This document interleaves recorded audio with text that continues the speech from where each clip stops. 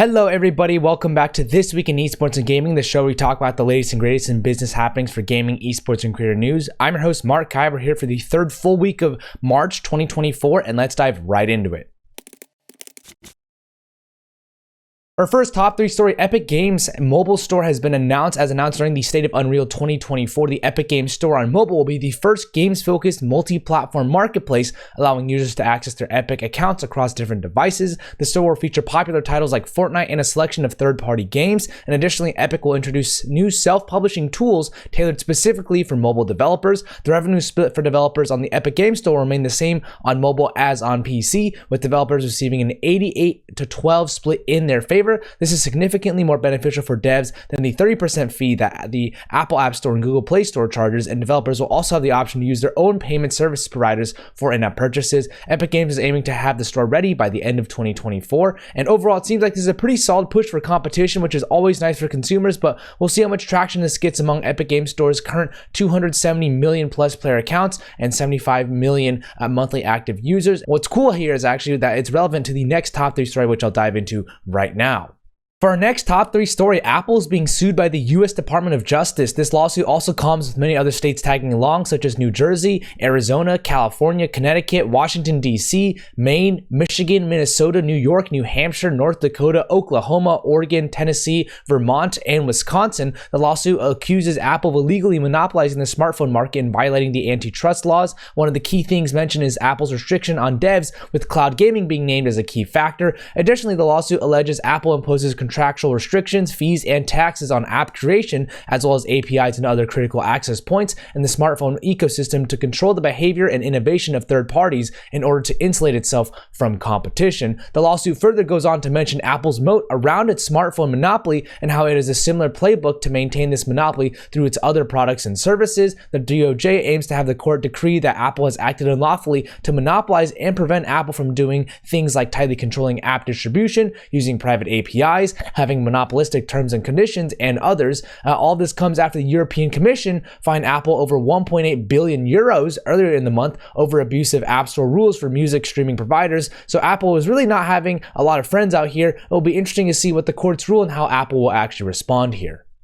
For our last top 3 story, Connie Booth and Leo Olebe have joined Electronic Arts and Microsoft respectively in their new executive roles. These are 2 notable figures that have been in the gaming space for a while, so let's go over a little bit of their backgrounds and what they're doing at these new organizations. Connie's new role will see her join Electronic Arts Entertainment Division and lead several subsidiaries as the group general manager. Her background comes from over 25 years working at PlayStation, where she was most recently the SVP head of internal production, working all the way up from executive producer when she joined the company in 1997. She holds a bachelor's in business administration from Cal Poly SLO. Leo's new role will see him join Microsoft as the VP of global partnerships for Xbox.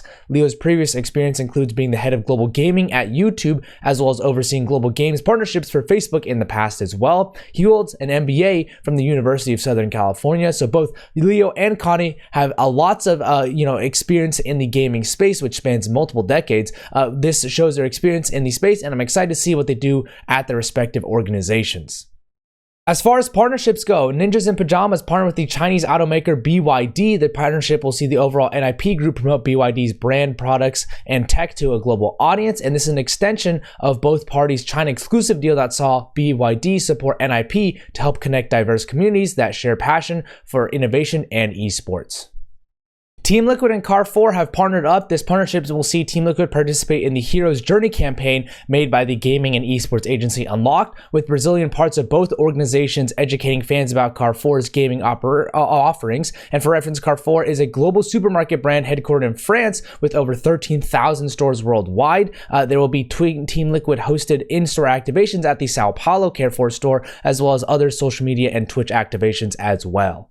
Secret Lab partnered with Faker. This partnership will see Faker collaborate with the streetwear designer Vandy the Pink for a new Secret Lab chair to create a branded gaming chair. Additionally, merch items like hats and bags will be dropped, and this is great timing too because Secret Lab, shout out Amari Lim from the partnerships team, also sent me a Titan Evo chair that I'm yet to build. It's actually sitting right here off the camera, so thank you for the team for sending me that. I'll build it soon and let you guys know how it feels.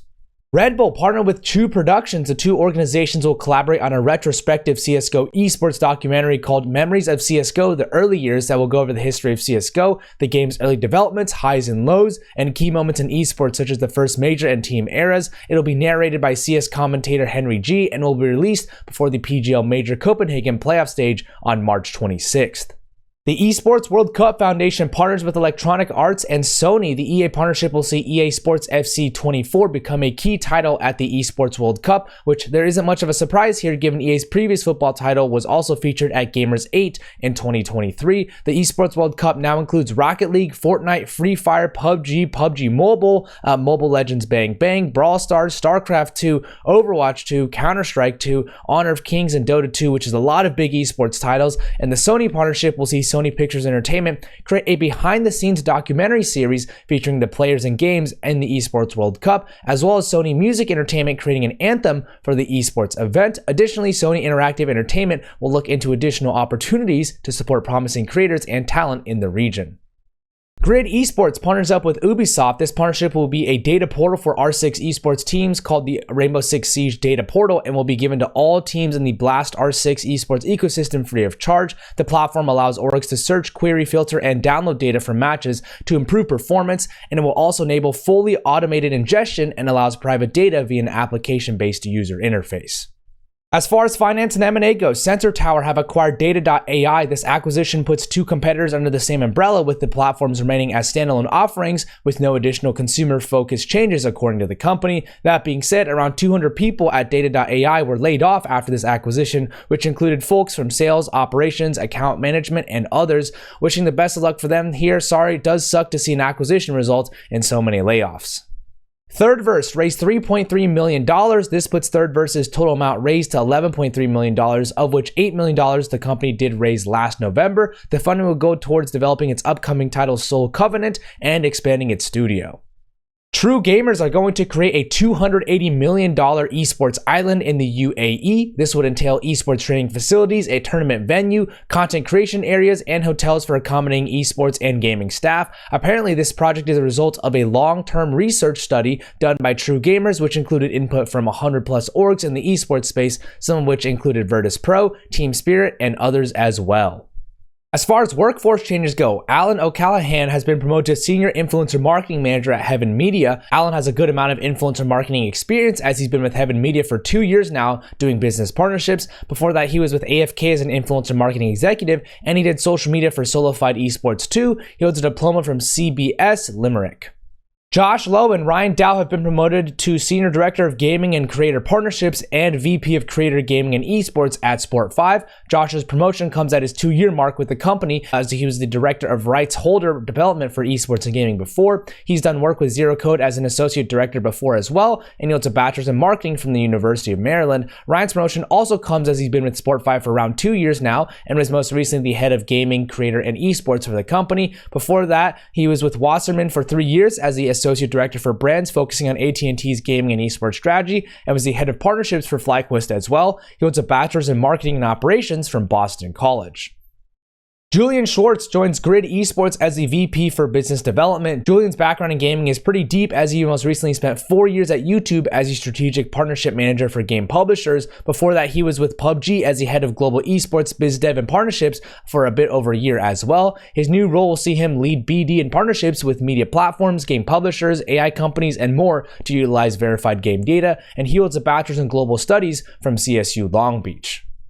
Thomas Capel has been promoted to Director of Sales at GameSquare Holdings. Thomas's previous title was Sales Manager, so that's a nice little upgrade for him, and he's been with GameSquare Holdings for a bit over a year now and was previously with Cloud9 doing sales as well. He did sports partnership sales with Detroit Red Wings and Tennessee Smokies in the past, and he holds a Bachelor's in Sport and Entertainment Management from the University of South Carolina.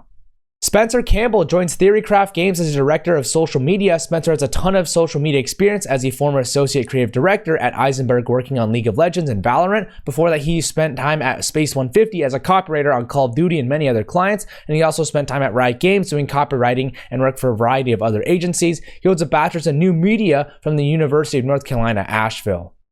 Chris Paulson joined Skybound Entertainment as the EVP and General Manager. Chris was most recently with Blizzard for 7 years, serving as the VP of Product Management for Diablo from 2023 to 2024. He's done a variety of work in corporate strategy and finance, as well as he's held roles with McKinsey, Activision, and Coda Automotive. He holds a master's in industrial engineering from the University of Michigan.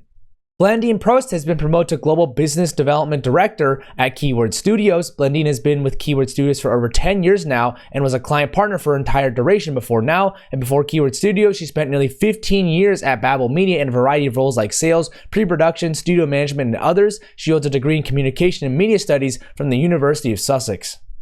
Aaron Loeb joins Griffin Gaming Partners as an operating partner. Aaron's background is extensive, with his time at EA as the VP Group General Manager from 2011 to 2014, and previously serving as the CEO of Planet Moon Studios for 10 years. He was also the president of Live Service Studios for Kabam and the president of Fox Next Games at Disney from 2017 to 2020. His role currently is part-time with Griffin Gaming Partners, and he holds a bachelor's in dramatic writing and literature from New York University.